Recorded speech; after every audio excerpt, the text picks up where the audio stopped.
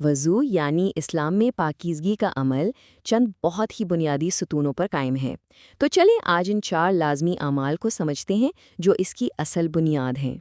اکثر کہا جاتا ہے کہ وضو پاکیزگی کی پہلی سیڑھی ہے، اور یہ بات کتنی گہری ہے نا؟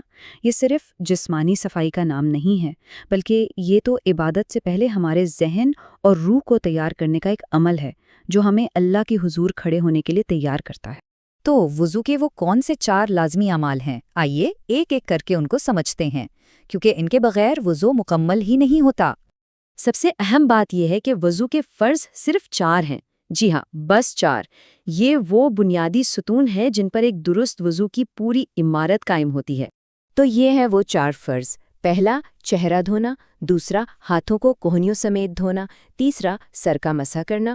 اور چوتھا، پاؤں کو ٹخنوں سمیت دھونا۔ چلیں اب ہر ایک کو تھوڑا تفصیل سے دیکھتے ہیں۔ پہلا فرض ہے پورے چہرے کو ایک بار دھونا۔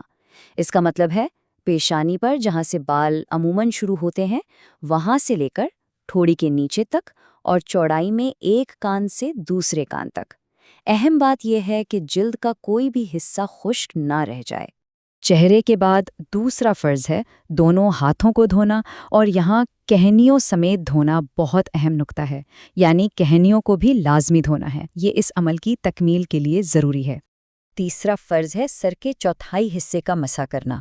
اب دیکھیں، یہاں پانی بہانا نہیں ہے، بلکہ صرف گیلے ہاتھ سر کے اگلے حصے پر پھیرنے ہیں۔ یہ دھونے سے بالکل مختلف ایک بہت ہلکا سا عمل ہے۔ اور آخری یعنی چوتھا فرض ہے دونوں پاؤں کو ٹخنوں سمیت دھونا، بالکل ہاتھوں کی طرح۔ یہاں بھی ٹخنوں سمیت کا لفظ بہت اہم ہے۔ اس بات کا خیال رکھنا چاہیے کہ ایڑیوں اور انگلیوں کے درمیان کی جگہ بھی ٹھیک سے گیلی ہو جائے۔ تو یہ تھے وضو کے 4 فرض، بہت سیدھے اور آسان ہیں، ہے نا؟ آئیے ان چاروں بنیادی نکات کو ایک بار پھر جلدی سے دہرا لیتے ہیں تاکہ یہ اچھی طرح ذہن میں بیٹھ جائیں۔ تو ایک بار پھر یاد دہانی: چہرہ دھونا، ہاتھ کینیوں سمیت دھونا، سر کا مسح اور پاؤں ٹخنوں سمیت دھونا۔ ان چاروں اعمال کی ادائیگی سے ہی ہمارا وضو مکمل ہوتا ہے۔ اور یہیں پر ہم ایک گہرے سوال پر رکتے ہیں۔ کبھی سوچا ہے کہ یہ جو ظاہری پاکیزگی ہے، یہ ہمارے باطنی سکون پر کیسے اثر انداز ہوتی ہے؟